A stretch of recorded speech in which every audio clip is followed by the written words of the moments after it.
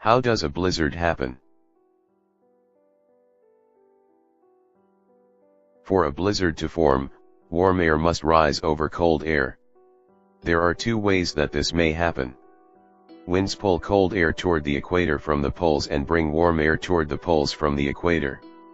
When warm air are brought together, a front is formed and precipitation occurs.